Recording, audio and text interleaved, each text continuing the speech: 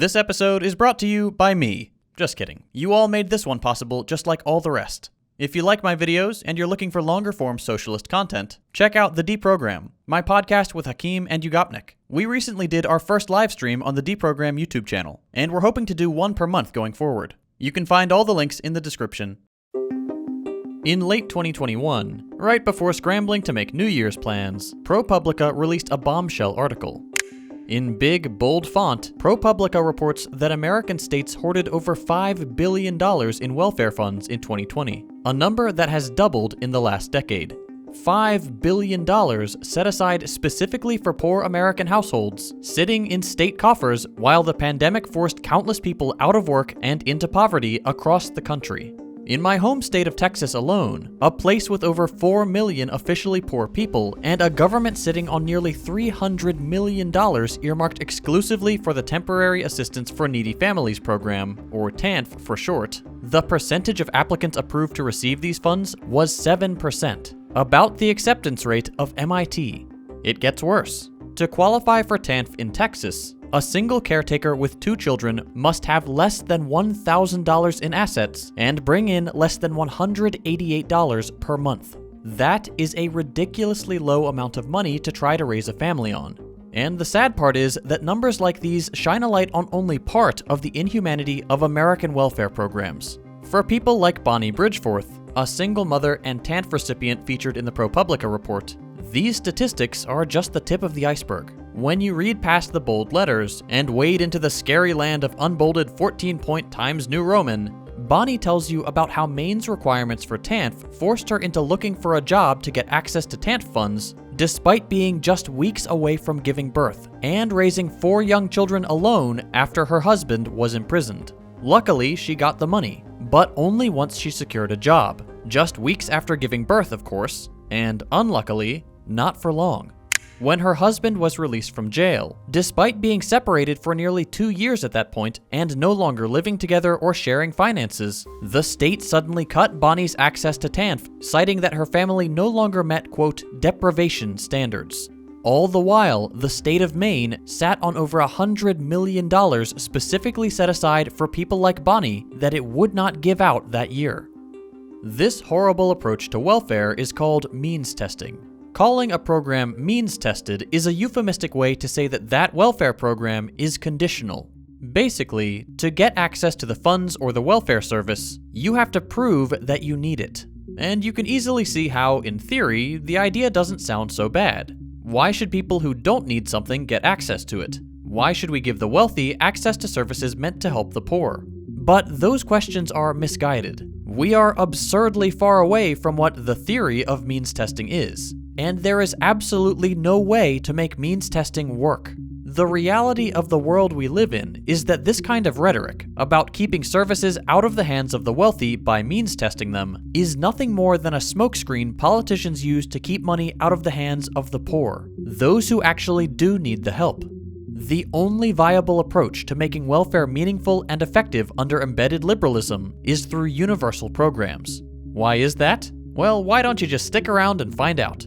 Let's run through a couple technical problems with means testing. And then, maybe, if you're well behaved and say your pleases and thank yous, we'll talk about the more interesting political implications of a universal system of welfare. But before we do that, you need to hunker down and make some room in that big brain of yours to understand just how bad means testing is. Means testing is bad for a couple of reasons. But before you can even get to them, well-meaning people and swindling politicians dismiss the whole thing out of hand on account of the cost. The argument usually goes like this. If we have a limited government budget to fund certain programs, surely it's more expensive to give something to everybody than it would be to only give it to the people we're trying to target. Good news, it isn't. Numerous studies have been conducted on this topic, so I won't go too far into the details. But here's just one by the Center for Economic and Policy Research about using means testing for Social Security. Let's zoom in on the last line there. Okay, what does that say? Let's give that a look. Oh, wouldn't you know it, means testing is not an effective route for reducing the cost of Social Security. Wow, shocker. The problem with thinking that reducing the number of people who access a service would reduce its costs is that means testing doesn't just happen by magic. When you means test a program, you add costs. On top of the costs you'll need anyway to distribute the welfare program, you are creating a bureaucratic apparatus and hiring a bunch of people to decide who gets in and who gets left out when you means test. That costs money. Quite a lot of money. Often more than you're saving by limiting the number of recipients. Those bureaucratic costs aren't nothing, and the reason this study gets to its anti-means testing conclusion is because unless you cut out a lot of people from accessing welfare services, notably a chunk of people you're specifically trying to reach, means testing costs as much or sometimes even more than just providing the service universally. But okay, let's assume that isn't the reason you're a fan of means testing. Let's assume you're still bothered by the idea of wealthy people getting a free check in the mail or whatever. After all, why should old Jeffy B's get a cool extra K every month? The real answer is, who cares? If we're thinking in a traditional economic framework, we could just tax the wealthy by an amount greater than they receive in public services. That way, they're not getting anything extra from a welfare service. Or, if you're more partial to thinking in modern monetary theory terms, well, honestly, if you're an MMTer, you probably aren't worried about funding welfare services at all. But if you were, the destructive function of taxation could just be absorbed disproportionately by the wealthy. More about that topic, by the way, if you check out either of these two fantastic videos about what MMT is. In any case, whether it's funding in general or some fraction of the welfare money or service going to the wealthy, it's really not an issue. It's a very minor part of a welfare service, and can be worked around very easily. Politicians that absolutely love means testing, like everyone's favorite, Joe Manchin, really don't like this fact, and they will lie and manipulate to keep that hidden from you. Look, here's him talking about the Build Back Better Act and how he doesn't like that it doesn't have means testing for the child tax credit. When they first brought the bill out, I said, Chuck Schumer, there's nothing in there about accountability, holding people accountable. There's no work requirement. There's no means testing to where you're targeting the people who really need it. To give you an example, the child tax credit. Do you believe people making $200,000 and $400,000 would still get the child tax credit the same as someone making 50, 60, or 70 that really needs it? They didn't do that, so that the price goes up. He's wrong about all of that, by the way. Child tax credits under Build Back Better are means tested. He's just using that as an excuse to be an obstructionist. So, to recap, not only is he lying about the higher costs of universal programs in order to block and thin out the more ambitious parts of a BBB plan, but the plan he's obstructing is not great in the first place because it already has means-tested provisions in there. Honestly, the guy is terrible. That's why we here at Second Thought proudly certify Mr. Joe Manchin is a bad dude. Good luck getting re-elected to your 27th year in government now, Mr. Senator. Okay, so bad news. There are more problems with means testing. For starters, there exist all sorts of means tests. Some of them genuinely heartless, like requiring a negative drug test to get access to public services in at least 15 states, such as Alabama, Arkansas, Arizona, Florida, Georgia, Kansas, Michigan, Mississippi, Missouri, North Carolina, Oklahoma, Tennessee, Utah, West Virginia, and Wisconsin. Whew. Including for programs like food stamps, literally treating addicts as less than human and cutting off their access to food. No big deal. And in other places, public services are put behind work requirements. Also pretty bad given how getting a job isn't fully up to you, it's highly influenced by personal or societal factors, and the constant pool of unemployed people kept as a labor reserve for a capitalist economy to tactically push wages down with the threat of termination. But that's not all. A large portion of welfare services, even supposedly, quote, universal programs, are put behind a poverty test, meaning you need to make less than a specific amount to get access to programs, which governments check using the official poverty measure, or OPM if you crushed all the letters together. Programs like Medicaid, Medicare, SNAP, Head Start, and a lot of others use the OPM in one way or another as part of the way to determine eligibility. And the thing they don't tell you about the OPM is that it's a totally arbitrary number. The official poverty measure is not some objective fact handed down to us from the gods defining who's poor and who's not. Like many parts of the American welfare system, the OPM was built on a random number someone calculated for something else, and one day everybody started using it for everything and anything, including deciding who lives and who dies. If that sounds extreme, A study by the Columbia School of Public Health found that around 160,000 people died in the US due to a lack of social support, a low-end estimate considering the study adds a separate 130,000 deaths to, quote, individual-level poverty. With all those lives on the line, you'd hope they calculated the number correctly, right? But they didn't. While we don't have time to get into the full history of the OPM and all of its many, many problems, the short version is this. Molly Orshansky, an economist working for the government in the 60s, developed the OPM using the absolute most restrictive meal plan from the Department of Agriculture designed only for, quote, temporary or emergency use when funds are low. Basically, a number calculated by the Department of Agriculture for how much money you need to not literally starve. Molly, brilliant economist that she is, multiplied it by 3 to account for all the other stuff people need to buy to live that's not food, and called that number the poverty line. Just 3. Because why not? If you're bored working for the Social Security Administration, just randomly multiply a number by 3 and hope it covers all of a family's costs of living. Some of the problems with this measure, other than the fact that it's as close to arbitrary as it gets, is that it assumes that households have a full-time housewife in the home to cook and carefully purchase all the food a household needs, and that poverty and prices for necessities are equal across the entire United States. Which, how did that work out?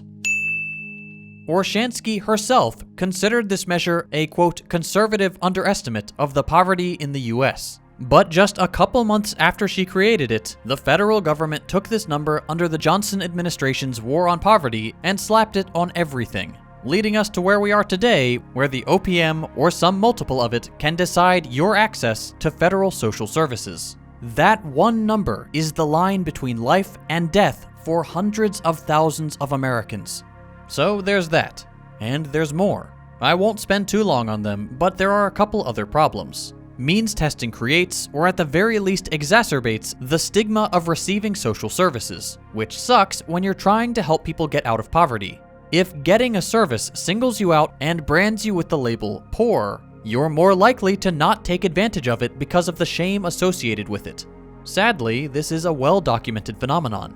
On top of that, means testing creates really perverse incentives that can keep people trapped in poverty for longer. When multiple programs are tied to the OPM and you step even $1 over that line, you can suddenly start footing the bill for all sorts of services you didn't before. And while you're no longer officially poor on paper, you can suddenly start living in much worse poverty. And it doesn't end there. The complexity of means testing means that a lot of people who are specifically targeted by means-tested programs never get access to them.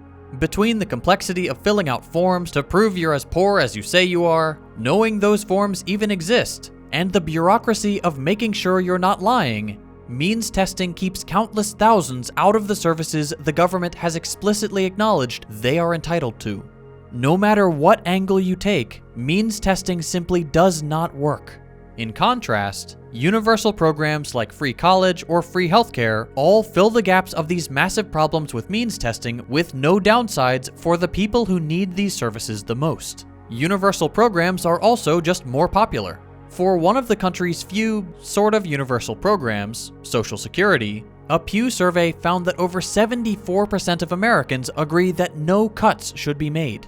A clear and strong approval for a universal approach to welfare. Compare that with the constant demands and efforts to cut funding to food, health, and housing aid for the poor, and universal programs are a standout in the American welfare state. And here we find a big part of the reason most of our welfare isn't universal. Beyond a few technical issues with niche welfare programs, the main barrier to universal welfare is the kind of politics that a universal policy creates for the wealthy. Universal programs are good for class solidarity. The same way that Social Security gets broad popular support, other universal programs, more expansive in their reach and more relevant to people's everyday lives, can serve as a way to build collective interests among the lower and so-called middle class who benefit from redistribution. When these groups are united in their interests, defending a common program that serves their collective needs, they create a politics of mass solidarity that, in turn, creates a stronger counterpower to the owning class. By contrast, By discriminating in favor of the poor, the targeted model creates a zero-sum conflict of interest between the poor and the better-off workers and the middle classes who must pay for the benefits of the poor without receiving any benefits. Means testing programs targeting the poor create strong feelings of resentment among the comparatively better-off middle class. A feeling of resentment relayed in our media with tropes of laziness and selfish, quote, welfare queens themselves tangled up in racist imagery targeting black and other minority groups. These fractures in society pit the proletariat against itself, with constant worry from the middle class that they are being taken advantage of when the poor get quote-unquote undeserved benefits like a higher minimum wage, rather than worrying about the massive amounts of money and power higher on the economic ladder that has a much bigger impact on their lives. Means testing parcels out the working class into discrete interest groups, disunited and competing among themselves. Universal programs do the opposite, bringing as large a group as possible under the same umbrella, ready to defend their interest as a group because their collective interests are also their individual interests. With universal, transparent, and generous policies, we can bring people into politics on the grounds of solidarity, not factional competition. There's some evidence of this working on not really universal, but more inclusive programs like the World War II GI Bill, which brought black beneficiaries into the game of politics to defend their benefits and claim their status of full citizens with more vigor. Black GI Bill users immersed themselves in confrontational political activity, challenging politics as usual in order to gain the rights of equal citizenship. During the height of the Civil Rights era, 1950 to 1964, 35% of black users participated in such activities compared to 8% of black non-users. That is a big difference, and a very similar thing happened with low-income seniors and Social Security. Inclusion into welfare programs also means inclusion in confrontational politics to preserve that inclusion and extend it.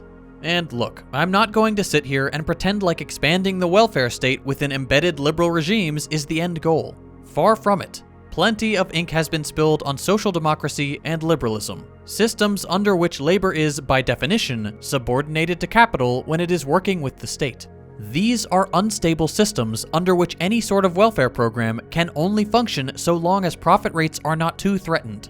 And the minute this is not the case, capital reclaims the full extent of its repressive power. I am well aware of that, and we shouldn't ignore it. But given the lack of class solidarity we have in this country, and how crucial that solidarity is for the success of a true democracy, universal programs, beyond bringing a direct and immediate improvement to people's lives, could represent a key avenue for a better politics. I mentioned at the beginning of this episode that we've got a new YouTube channel for the Deprogram, where we'll be doing one live stream per month in addition to our usual podcast episodes. The first one was a lot of fun, and we're really looking forward to seeing what questions you all come up with next time. If you like the kind of content we're putting out, remember to subscribe to the Deprogram YouTube channel and click the bell to be notified of each new upload. And if you really want to support the podcast, consider becoming a patron at patreon.com/thedeprogram. Patron perks include early access to new episodes, a bonus episode per month, and for the highest tier patrons, a private voice chat with Hakeem, Ugopnik, and me every month. Links to the YouTube channel and our Patreon are in the description. Thank you so much for your support. We really couldn't do it without you. If you enjoyed this video, consider dropping a like. If you hated it, a thumbs down. You can check out my previous episodes by clicking the links on your screen. Thanks for watching, and I'll see you next week.